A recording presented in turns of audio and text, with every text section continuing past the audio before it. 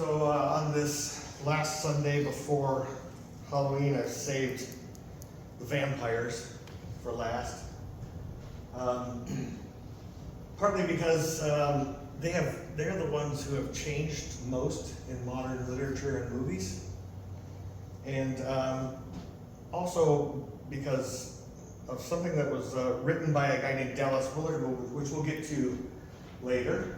But I promise you it's going to be a challenge. So I've warned you. So back in the days of feudal and aristocratic rule, there was basically an agreement between whoever was leading, count or a duke or an earl or a viscount or whatever it might be, and the people.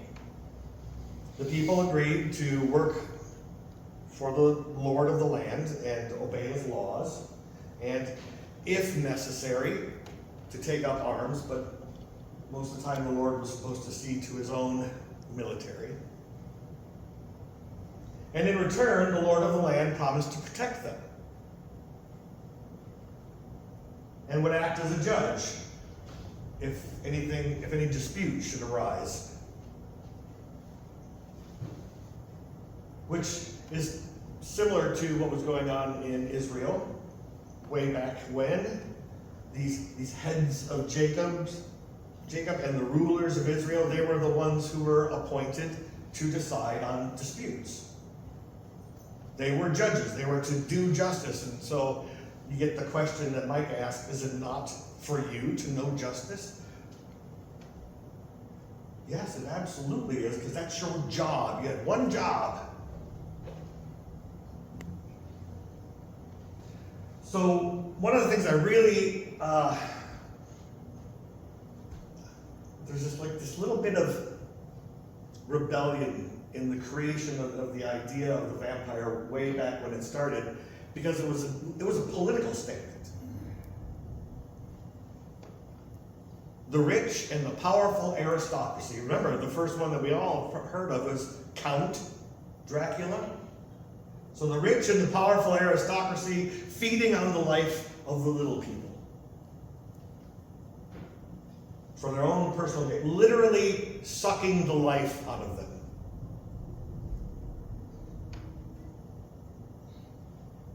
And in today's lovely reading, we get the rulers of Israel feeding on the poor and those who look to them for justice. And the translation today did not at the risk of sounding redundant, did not do justice to some of those words that were in there. Like where it says you break their bones, that word is not nearly as gruesome, which I think is why they said, let's just say break. Because the word means to crack open.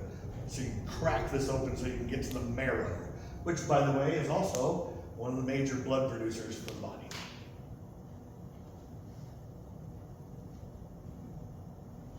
So in short, the abuse and mistreatment of the little people turns them into monsters.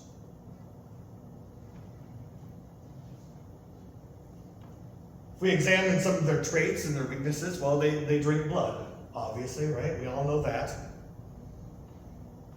But do you all know the scriptural admonition about that? It's from Leviticus, everybody's favorite book. Come on. You shall not eat the blood. The life of the flesh is in the blood. And the blood is, the life or the blood belongs to God. Life belongs to God. You don't consume it. And so by consuming that which belongs to God, the vampire basically considers himself God. Or herself nowadays. And if you go way back to the Garden of Eden, isn't that the nature of the temptation? 3 times. What does the serpent say? 3 times. To Adam and Eve, or to Eve actually. If you eat it, you will be like God.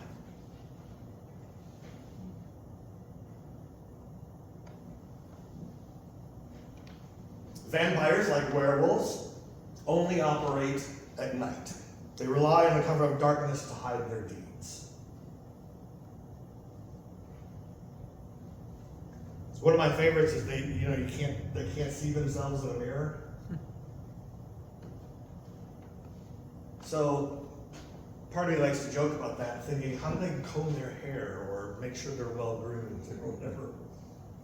I don't think they really cared way back at the time of the origin of this, but it's the symbolism that they're just blind to what they've become. They can't see it on themselves. There's just no way for them to recognize what the monster they've become. They have weaknesses to fire, holy water, sunlight, and silver. All of these things are pure things or purifying things. They also have weakness to natural materials, wooden stakes, roses, things like that. As though the natural world, as though God's creation undoes or destroys this unnatural thing. And your little bit of trivia for today that we all know now, but they kind of instinctively knew it back then. Garlic, blood thinner. So of course they don't like garlic. Probably the most well-known, though, is their fear of the cross.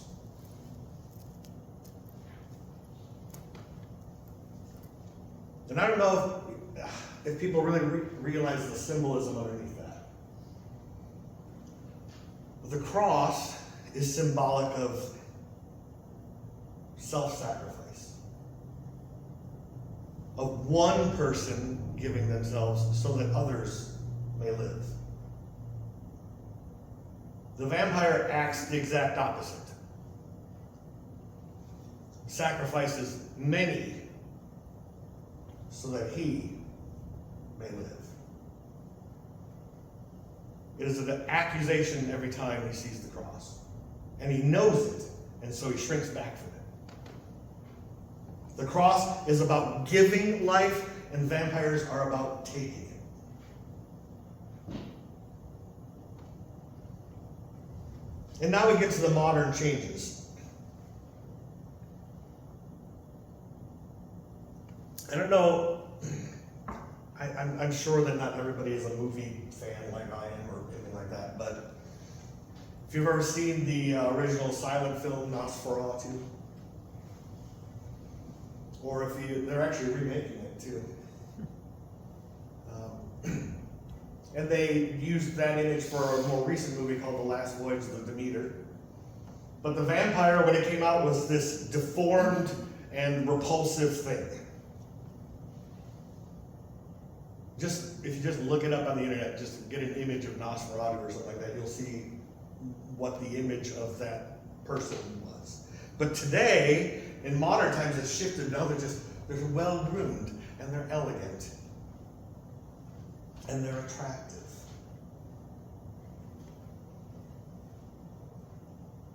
In the past, they were monsters who needed to be stopped.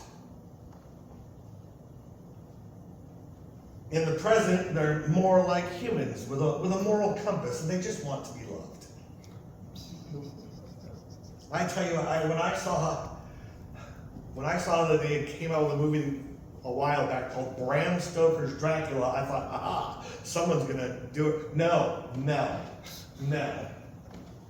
They just, I'm only doing this because I'm pursuing this love, this eternal love. Oh, no. It's not a vampire, and that was not Dracula. In the past, if a victim was fed on often enough, they became toadies or playthings of the vampire.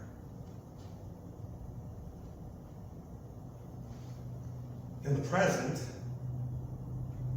it's this, people can become vampires, they become vampires. They're created by consent, or the vampire has some desire to save another person who is dying of a disease or a wound in a battle or something like that. And so the blood is then exchanged. We both agree to these terms, and you give to me and I give to you, and it's back and forth. That is not what the vampire was ever about. And in the past, the vampire lived in isolation, which is why I chose this image, and behind these towers and walls that are fortified. And if you weren't invited, if it wasn't invited into your home, it was powerless in your home. But nowadays, they're presented as people who can just walk around in daylight. They socialize, they mingle with everyone. They're completely unrecognized by what they were unless you watch the Twilight things. And then what? I'm sorry, what? They're sparkly. This is why they avoid sunlight, because they're sparkly. No.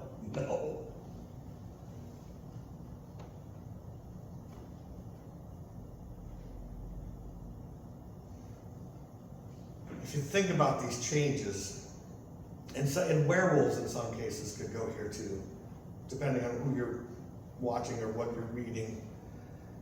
But it's changed from, the vampires have changed from, it's not a monster, it's this beautiful natural thing, and you don't need to fear it. That they're just misunderstood. They're just like us. All they want is to be loved.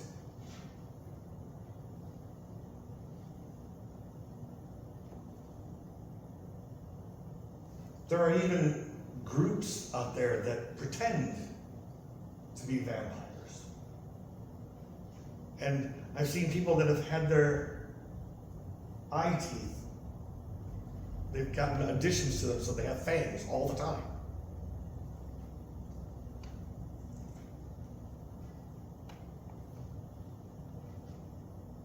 And if you think about what that says,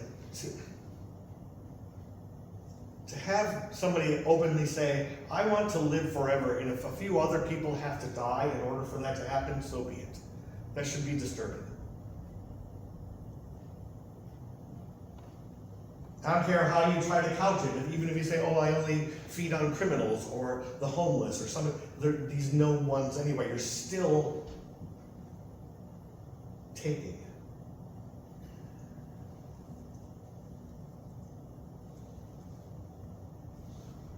When we become the monster in our world,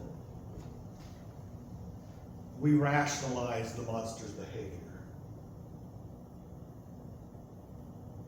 We make it more attractive. We make its motives nobler. We bring its actions into daylight and say, see, it's just misunderstood. It's not that bad.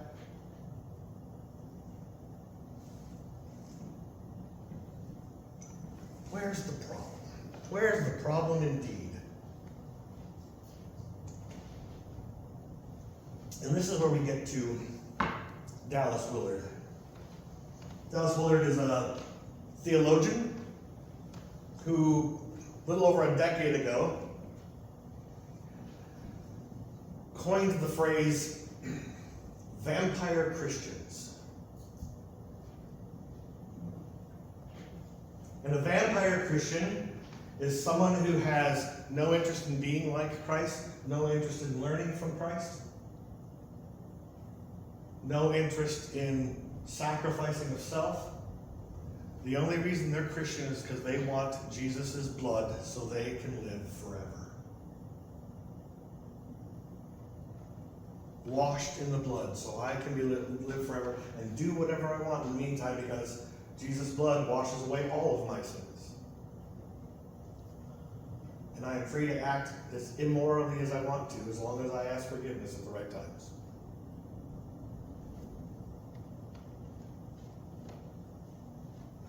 That should hurt. It should hurt that kind of theology, that all of the phrases that I put out there are familiar enough in our world that we kind of go, that hurts a little. I don't like that.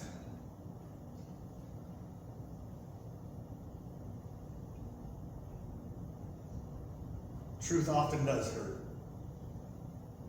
I don't know if any of you have ever seen the TV show Ted Lasso. He is reluctantly meeting with a psychiatrist, dealing with some anxiety attacks. And I will paraphrase, but her line to him at first was, Ted, remember, the truth will set you free. But first, it's going to take you off.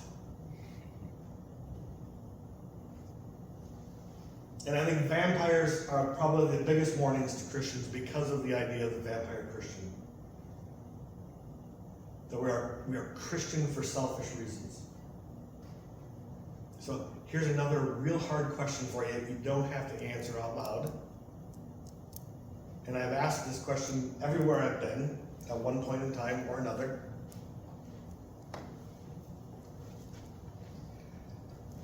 Let us John Lennon this moment and say, imagine there's no heaven and no hell. That what you have is this life and this life only. And that, like the atheist would say, that when you die, it's lights out. Okay, just imagine that situation. There's scriptural basis for it, by the way. They argue a lot in there about what happens after we die.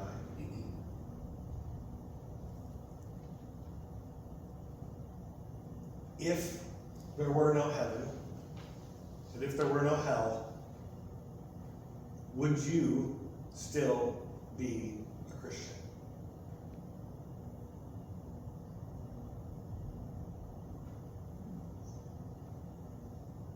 And your answer might reveal whether you're a vampire or not.